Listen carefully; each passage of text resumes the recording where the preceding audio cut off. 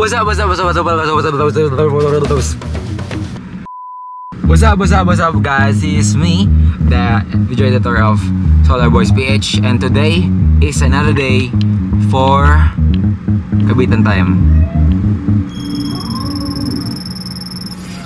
Kabitan time. Dahil ngayon, meron tayong ikakabit na naman na solar panel. Isa siyang malupit na content creator ang sa kakabitan natin. Kaya ano pang naantay nyo? Alam kong excited na rin kayo. At excited na rin ako. Kaya tara na. Pero bago yung lahat, isang muna malupit na change outfit. Change outfit muna malupitan.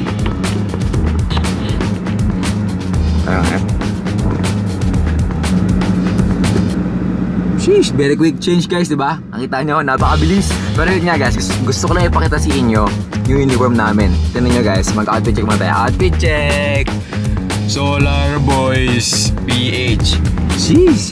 Solar Boys PH lang sa kalam. Pero yun nga guys, kung gusto nyo magpakabit ng solar panel, ano pang inaantay nyo? Kontakin nyo na kami. Solar Boys PH. Meron kami Facebook, YouTube, and emails. Kung ano man gusto nyo, may contact kami sa lahat. Basta lalagay ko lang dito yung details sa baba para panagdado kayo.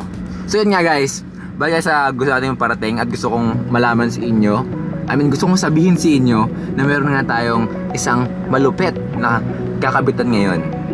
Kaya ano pang naantay nyo? Samahan nyo na ako. Sa mga oras na ito ay gumagayak na kami, pero parang may kulang. Yung materialis. Wait lang ha, balik lang namin mga ka-FB. Sino yun? Dalawang i-solar lang box. I-sponsor ko lang yun eh. I-solar na 580. Ayan. Doon nagsasagpa. Ito dapat muna.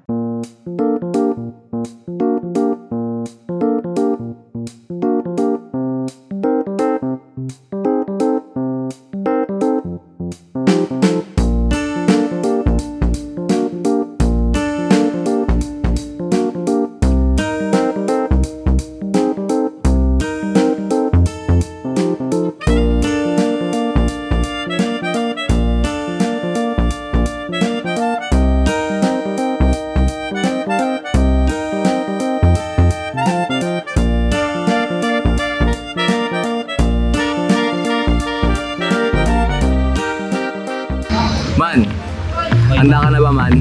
Oo man, kapitan na yan. Handa ka na ba ya? Oo, kapitan na yan. Sir, handa ka na ba sir? Handa na, kapitan na yan. Dito, talagang bumayak na kami para makita na namin ang mga malulupit na content creator na sila Team Itik. Ayan, pinangalanan na namin. Correction pala mga ka-SB, hindi pala totally kakabitan kasi hindi pa talaga maayos yung setup na paglalagyan nila, which is sa lock boot.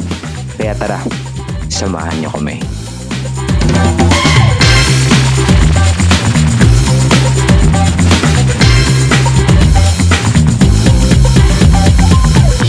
Ayun guys, sobrang excited namin guys.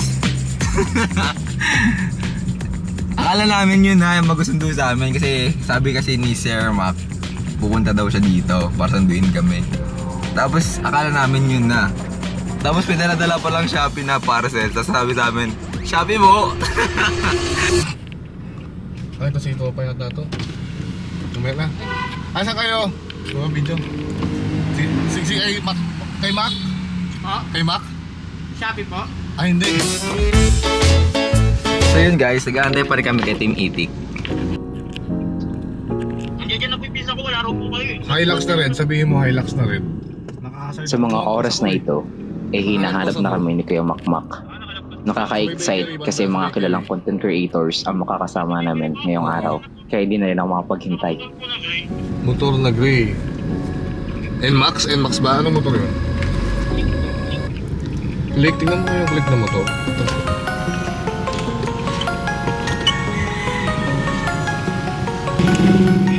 At ito na nga, dumating na ang magsusundo sa amin.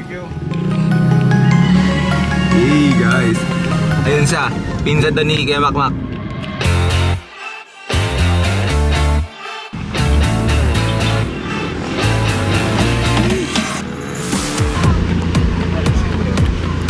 Video. Hello ya. Grabe mga ka-SB, nakaka-starstruck sila. Starstruck. Dami na alaga guys, oh. Si Meow, si Bulbasaur, tapos si si Mingming.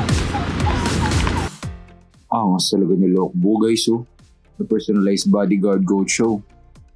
Angas po talaga, Lokbo. Nga, pahawak nga.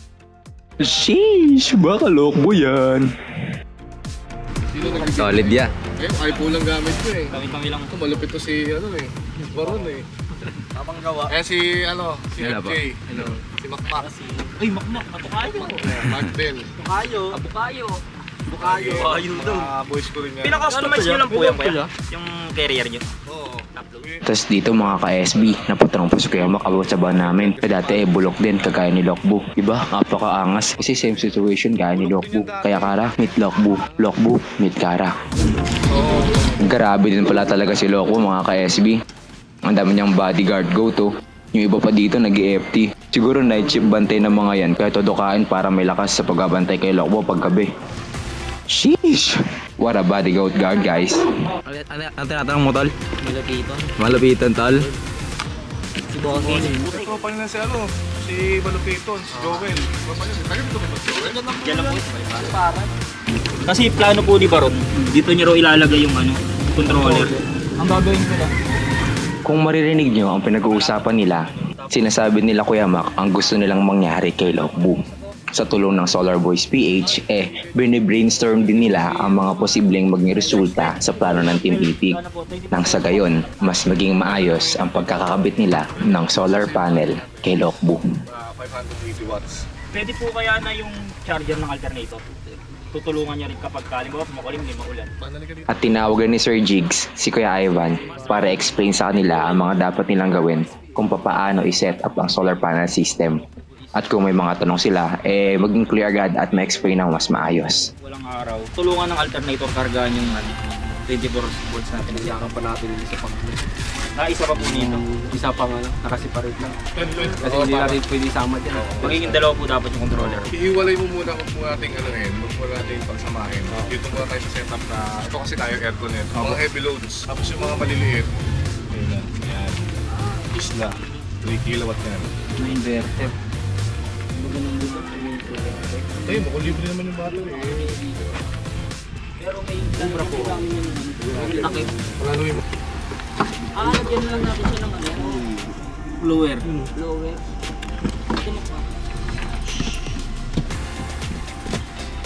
Kapag matindi po sikat ang araw, kaya niya kahit walang battery. Saka monitor mo naman dito. Malakas yun. Dito namin nilagay sa loob. Sa parting to ay nag-aayos na sila ng mga panels para isukat sa bubong ni Lokbo. Gawin sa sobrang laki ng mga panels, matatabunan daw ang plano ng Team Itik na maglagay ng tent sa bubong ni Lokbo. Ang mangyayari kasi mga ka-SB, if maglalagay sila ng tent doon sa taas, mababawasan ang pag-harvest ng panels na magre-resulta sa pagbagal ng pagpuno ng mga battery. Kaya inisipan din nila Sir Jigs kung paano ang magiging magandang diskarte patungkol dito.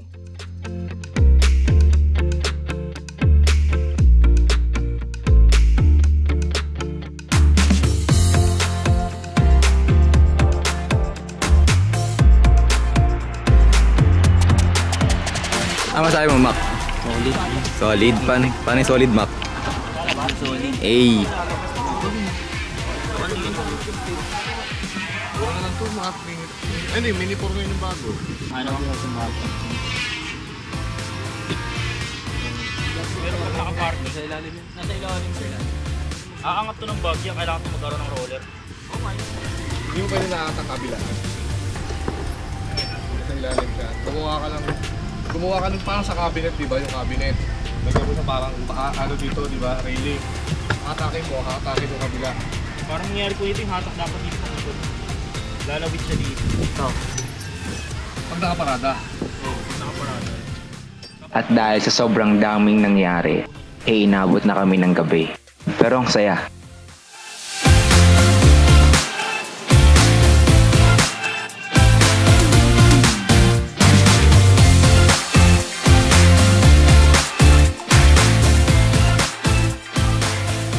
Maganda naman kung lalagay itong mga to kay Lokbo, no? Huwag nilagay yan. Nako, mukha yung brand new. Maraming salamat nga pala sa Solar Boys sa ibinigay sa aming solar panel. Magagamit namin para mapatakbo namin ang aircon nang hindi na kami maiinitan. Yun.